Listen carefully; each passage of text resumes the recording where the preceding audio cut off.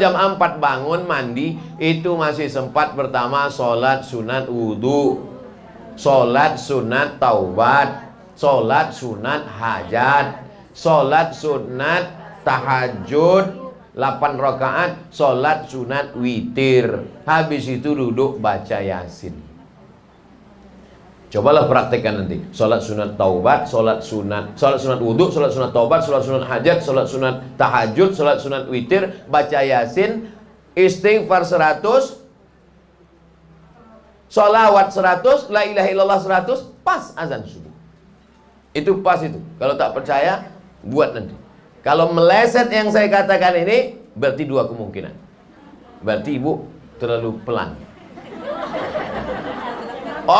Bohong itu Ustaz Somad. Buktinya tadi malam aku sudah bangun jam 4, ku praktekkan sholat sunat wudhu, sholat sunat taubat, sholat sunat hajat, sholat sunat tahajud, sholat sunat witir, baca Yasin, habis itu 100 istighfar, 100 sholawat, 100 la ilaha illallah. Buktinya meleset tak cukup. Ibu rakaat pertamanya tadi ayatnya apa? Al-Kahfi Pak Ustaz. Betul lah. Ayatnya yang sedang-sedang aja. Ayatnya alif lam mim zalikal kitabu la raiba fihi hudal lil muttaqin. Sampai 5 ayat, 6 ayat. Wa ulaika humul muflihun. Rakaat kedua kul huwallah. Salat sunat yang kedua, ayatnya Allahu la ilaha illa huwal hayyul qayyum la ta'khudhuhu sinatun wa la naum. Rakaat kedua, kul huwallah atau kul a'udzu falaq atau kul a'udzu nas. Kenapa dibuat begitu Pak Ustaz? Karena kata Imam Nawawi, lebih afdal mengkhatamkan 1 surat pendek daripada mengambil ayat tak selesai dari tengah. Maka kalau kita buat begitu, dapat dua-duanya. Di rakaat pertama kita ambil 1 surat tak selesai karena diambil dari tengah ayat kursi, tapi di rakaat kedua kita khatamkan 1 surat. Apakah suratnya Wadduha atau Alam Nasrah atau Izaja atau Syamsi wa Duhaha atau Wasama'i wa Tariq, terserah. Saya hafal Ar-Rahman Pak Ustaz. Bagus. Ar-Rahman 5 ayat, 5 ayat, 5 ayat. Hafalan sesuai ibu masing-masing. Selesai baca surat Yasin itu, ya Allah, aku memohon dengan kemuliaan surat Yasin ini, namanya tawassul dengan surat Yasin. Karena kata Imam Ibnu Katsir dalam tafsir Al-Qur'anil Azim, la tuqra'u fi amrin asirin, kalau dibacakan pada perkara sulit illa yassarahullah, dimudahkan Allah. Maka setelah itu baca, ya Allah, dengan kemuliaan surat Yasin ini ya Allah, maka titik-titik sesuai dengan hajat ibu sekalian. Dengan kemuliaan surat Yasin ini ya Allah, mudahkanlah cucuku lahir ya Allah. Dengan kemuliaan surat Yasin ini ya Allah, janganlah sampai suamiku ini kena pecat ini. Jangan segala macam dimohonkan kepada Allah SWT. Pakai bahasa Indonesia, tidak usah pakai bahasa. Nah, oleh sebab itu maka saya katakan di Yasin tadi, la tuqra'u, saya tiap malam baca Yasin. Tiap malam. La tuqra'u fi amrin asirin illa yasarullah. Man qara'a Yasin fi lailatin, siapa yang baca surat Yasin pada suatu malam, asbaha maghfuran lah, waktu subuhnya dia sudah diampunkan Allah. Kalau masih ada waktu juga setelah sholat sunat tadi, ada waktu juga, wabil asharihum yastaghfirun, lebih banyak, afdal banyak beristighfar. Allah berjanji, wa ma kana Allahu liyu'adzibahum wa anta fihim wa ma kana Allahu mu'adzibahum wa hum yastaghfirun. Allah tak akan menurunkan azab selama dia mau beristighfar. Istighfar itu namanya, bunyinya astaghfirullah. Jangan nanti pulang istighfar. Astaghfirullahalazim alladzi la ilaha illa huwal hayyul qayyum wa atubu ilaih. Astaghfirullahalazim alladzi la ilaha illa huwal hayyul qayyum wa atubu ilaih. 1 2 3 4 5 6 7 8 9 10 11 12 13 14 15 16 17 18 19 20. Sekali genggam 20, 40. Kalau tak cukup 100, 40 istighfar, 40 salawat, 40 la ilaha illallah, la ilaha illallah, la ilaha illallah, la ilaha illallah. Bagi yang tak punya tasbih. Ibu tak punya tasbih, banyak dulu Pak Ustaz, balik umroh 100 saya beli. Terus habis semua untuk orang. Untuk oleh-oleh. Tak apa-apa, pakai tangan aja. Ya. 20, 20, 20, 20, 20, pas 100. Cuman kadang kalau tangan ini udah yang keberapa udah nih ya. Bagus juga yang punya tasbih yang diletakkan di panjang. Cuman kadang kalau itu orang terlalu terpancing untuk cepat-cepat. Macam makan goreng kena panas.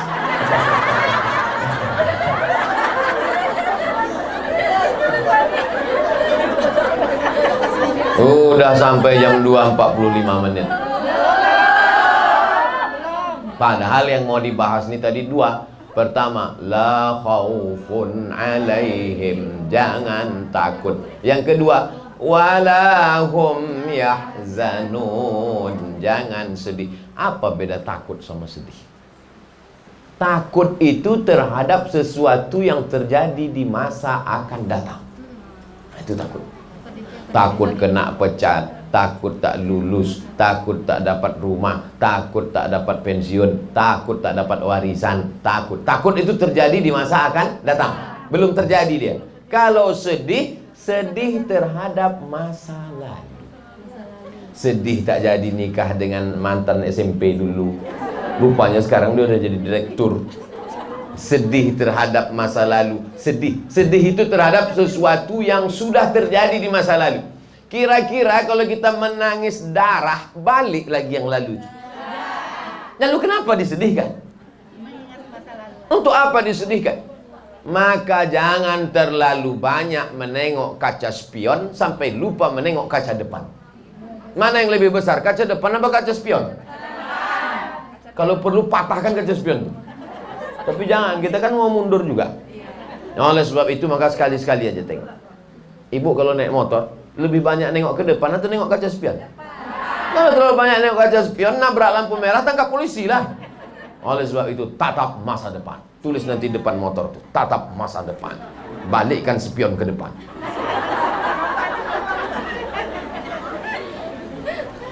Kalau orang terlalu banyak melihat masa lalu, pintu menuju masa lalu itu nama pintunya 2 huruf, lau.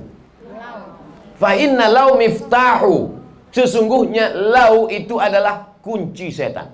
Lau itu bahasa Arabnya, bahasa kitanya kalau. Kalaulah dulu aku ikut kuliah tes, kalaulah dulu aku tak jadi sama bang nih. Sekali kalau akan disusul. Makanya begitu sekali kalau di sini terlintas, sekali kalau langsung tepuk jidat. Astagfirullah. Dia kuat-kuat kali. Astagfirullahaladzim. Jangan pernah ada kalau walaupun sekali. Yang boleh disesali itu adalah kenapa aku muda dulu tak baca Quran. Kenapa aku dulu tak berjilbab sampai keriting, macam-macam udah dicoba. Ada keriting tripis, ada keriting halus, rambut merah kuning kelabu. Itu yang boleh disesali.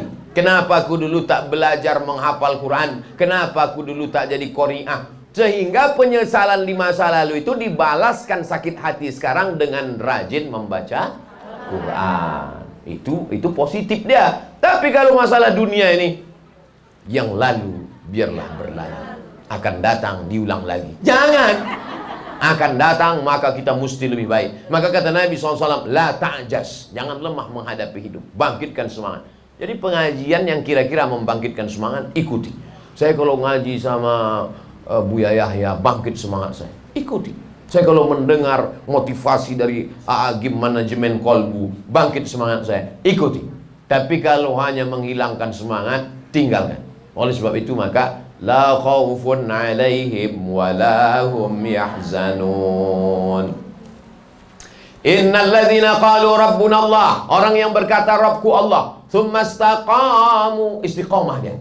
Setelah dia ikut pengajian, apa nama komunitas ibu nih? Ini nama baru nampaknya nih.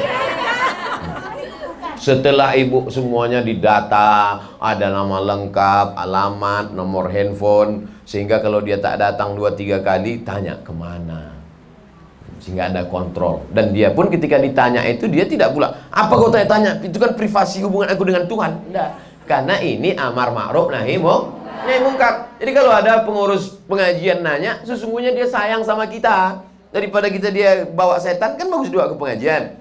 Nah, jadi kita tanya, ya datang ya, datang. Istiqomah ikut pengajian ini, maka janji Allah, tatanazzalu alaihimul malaika, turun malaikat. Kemana malaikat itu turun? Turun ke dalam hati kita, membisikkan, dua bisikan dia. Apa kata malaikat itu? Allah takhafu, jangan kau takut. Wala tahzanu, jangan kau sedih. Wa abshiru, berbahagialah engkau. Jangan takut, jangan sedih, berbahagia. Bisakah uang membahagiakan orang? Banyak orang kaya bunuh diri. Bisakah popularitas terkenal cantik membahagiakan? 3 artis India bulan ini bunuh diri. Kurang ganteng lagi. Ustaz ngikuti juga, saya tak ngikuti, masuk sendiri dia ke HP saya. Kaya-kaya bunuh diri. Menunjukkan bahwa popularitas, kecantikan, kegantengan, bahwa duit tidak bisa, bahagia tak bisa dibeli. Ustaz dapat dari mana? Ada di gerobak truk tertulis. Bahagia tak bisa. Kebahagiaan hanya didapatkan orang yang sudah lepas dari yang dua ini. Allah takhafu, jangan kau takut. Wala tahzanu, jangan kau sedih. Setelah takutnya hilang, sedihnya hilang. Wa abshiru, berbahagialah engkau. Orang paling banyak bunuh diri di dunia ini, orang pertama Amerika, yang kedua Eropa, ketiga Jepang. Tidak ada negara paling bersih di dunia selain Jepang. Tak ada yang paling kaya, paling hebat. Untuk Asia ini Jepang paling hebat. Dulu ketika kita dijajah, di antara yang menjajah kita ada negara Asia. Siapa itu? Jepang. Tapi justru orang Jepang banyak bunuh diri. Orang Jepang tuh mudah dia stres, mudah. Asal susah hati sedikit, kebetulan di dindingnya banyak samurai. Asal susah hati cabut, arah kiri. Mati. Mati. Tapi orang kita tidak. Begitu dia susah hati, ditengoknya dinding, tertulis di dinding Allah. Tengok tulis di dinding. Begitu dia susah hati, ditengoknya tertulis di dinding kaligrafi. Apa tulisannya? Fabi ai ala'i rabbikuma tukadziban. Kalau bisa kaligrafi yang kita beli itu tahu kita bacanya. Itu pasti tahu kan, ada terjemahnya di bawah. Saya bukan menyindir ibu. Untuk ngasih tahu, banyak juga kadang jamaah nih banyak kaligrafi. Apa bacanya itu? Dari ketawanya sudah tahu. Kalau itu ada terjemahannya. Nikmat apa lagi yang kurang kau syukuri? Orang di tempat lain bernapas saja susah. Tapi ketika kita diingatkan, fabi ayyi ala'i rabbikuma tukadziban, nikmat mana lagi yang kau dustakan? Kenapa tak kau syukuri? Kita bernapas enak. Ada orang judul lagunya setengah napasku pergi. Oleh sebab itu maka tenang insya Allah. Negara paling hebat Amerika, paling hebat Eropa, paling hebat Jepang, angka bunuh diri tinggi. Orang naik ke gedung lantai 100 kondominium, apartemen, terjun ke bawah, pop, pecah berserak otak, mati.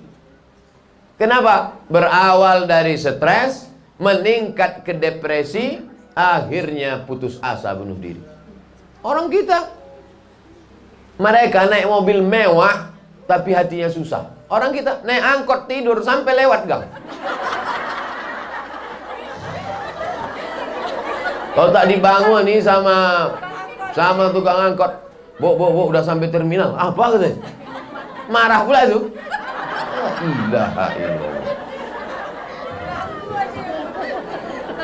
Habis waktu kita. Sekarang kita jawab pertanyaan.